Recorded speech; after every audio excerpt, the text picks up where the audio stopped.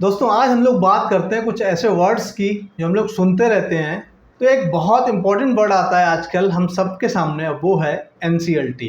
दोस्तों ये एक तरीके का कोर्ट है, नेशनल कंपनी लॉ ट्रिब्यूनल।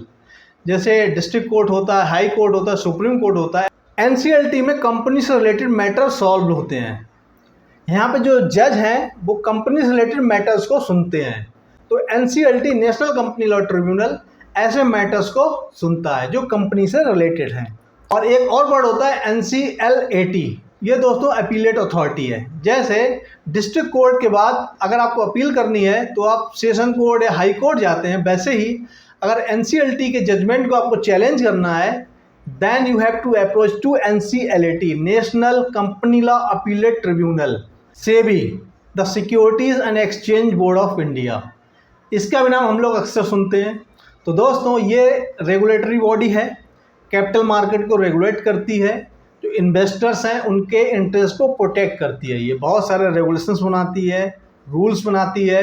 तो सेबी का बहुत बड़ा रोल है कैपिटल मार्केट को डेवलप एंड रेगुलेट करना और जो इन्वेस्टर्स हैं उनके इंटरेस्ट को प्रोटेक्ट करना। Bombay stock exchange, national stock exchange, दोस्तों ये क्या है? ये स्टॉक मार्केट है। जैसे हम लोग सब्जी खरीदने जाते हैं, एक सब्जी बाजार होता है, वैसे ही अगर हमें शेयर परचेज करने हैं तो हमें शेयर मार्केट जाना पड़ेगा।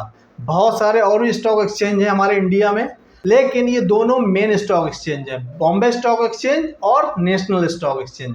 अगर आपको शेयर परचेज करना है तो इन दोनों स्टॉक एक्सचेंज की आपको हेल्प लेनी पड़ेगी। मार्केट कैपिटलाइजेशन क्या होता है? मार्केट कैपिटलाइजेशन दोस्तों, मान लीजिए एक कंपनी लिस्टेड है, उसके 1 लाख शेयर लिस्टेड हैं और उस एक शेयर की वैल्यू मान लीजिए 10 रुपये है, तो 1 लाख इंटू 10 यानी कि 10 लाख रुपए उसकी मार्केट कैपिटलाइजेशन हो गई।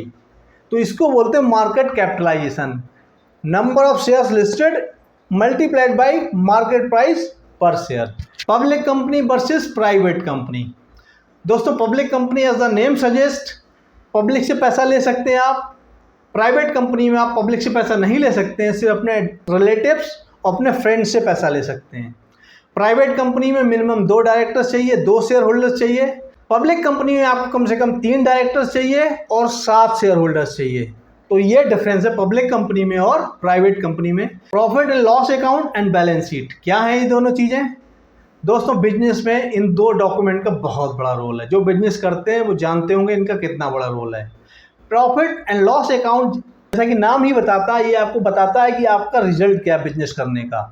प्रॉफिट हुआ है या लॉस हुआ है एक पर्टिकुलर पीरियड पे, मान लीजिए 31 मार्च, तो ये आपका रिजल्ट बताता है। बैलेंस शीट क्या होती है? बैलेंस शीट आपकी पोजीशन बताती है कि एक पर्टिकुलर डेट को 31 मार्च को आपकी पोजीशन क्या है, कितनी एसेट्स हैं आपके पास, कितनी लायबिलिटीज़ हैं आपके पास, यानी कि आपकी नेट वर्थ कितनी है। नेट वर्थ मतलब आज की डेट में अगर मेरी जो सारी एसेट्स हैं उसमें से लायबिलिटीज़ को माइनस कर दें तो नेट वर्थ आ जाएगी, यानी कि हमारी आज इतनी वैल्यू है। ऐसे ही बैलेंस शीट को एनालाइज करके आप कंपनी की नेट वर्थ निकाल सकते हैं, उसकी क्या पोजीशन है एज ऑन पर्टिकुलर डेट आप पता लगा सकते हैं। Authorize share capital and paid up share capital. दोस्तों कंपनी में शेयर कैपिटल होती है, authorize share capital upper limit है, इससे ज़्यादा पैसा आप शेयर होल्डर से नहीं ले सकते हैं। पेड अप शेयर कैपिटल वो लिमिट है जितना पैसा आपने लिया है। मान लीजिए आपकी ऑथोराइज शेयर कैपिटल 10 लाख है और पेड अप शेयर कैपिटल आपकी 1 लाख है। इसका यह मतलब है कि आप 10 लाख रुपए तक ले सकते थे, लेकिन आपने सिर्फ 1 लाख रुपए लिया है। आप 9 लाख रुपए और ले सकते हैं अपने शेयर होल्डर से, और अगर इससे ज़्यादा आपको लेना है तो आपको ऑथोराइज शेयर कैपिटल बढ़ानी पड़ेगी। तो ये अंतर है ऑथोराइज शेयर कैपिटल में और पेड अप शेयर कैपिटल में। शेयर्स और डिवेंचर्स।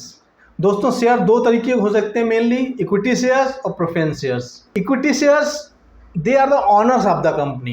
प्रेफरेंस शेयर्स उनको एक पर्टिकुलर डिविडेंड मिलता है फिक्स रेट पे। Debentures on the other hand it's a kind of loan, वहाँ पे आपको पर्टिकुलर रेट ऑफ इंटरेस्ट मिलता है पेरियोडिकली। 3 महीने का हो सकता है, 6 महीने, 9 महीने, 1 साल का हो सकता है। डिवेंचर भी कई तरीके के हो सकते हैं, convertible debentures, non convertible debentures, partly convertible debenture, fully convertible debentures. ऐसे ही दोस्तों प्रेफरेंस शेयर्स भी हो सकते हैं।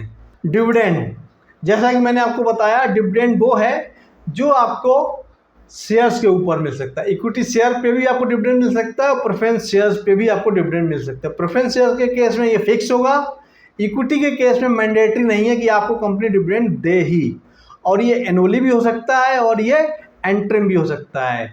एनुअली का मतलब साल में आपको एक बार मिलेगा, एंट्रिम का मतलब है आपको साल के बीच में कभी मिल सकता है या दोनों बार मिल सकता है, आपको एंट्रिम भी डिविडेंड मिले और फाइनल भी मिले। ईपीएस, अर्निंग पर शेयर, तो जो प्रॉफिट अवेलेबल है कंपनी के पास as a distribution to equity shareholders, if that is divided by number of equity shares, you will get EPS, earning per shares। EPS को कैसे calculate करते हैं? Simply आपको करना है प्रॉफिट को डिवाइड किससे, number of equity share holder से, तो आपकी अर्निंग पर शेयर आ जाएगी। ये थे कुछ वर्ड्स जो मुझे लगा कि आपको शायद बताना चाहिए, आपकी हेल्प हो सकती है इनसे। आप सुनते होंगे लेकिन शायद आपको समझ में नहीं आता होगा, तो ये मैंने एक छोटी सी कोशिश की है आपके लिए। आपको ये वीडियो कैसा लगा ये मैं बताइएगा, अच्छा लगा हो लोगों के साथ शेयर कीजिएगा, हमारे चैनल को सब्सक्राइब कीजिएगा, इस वीडियो को लाइक कीजिएगा। Thank you very much, please take care.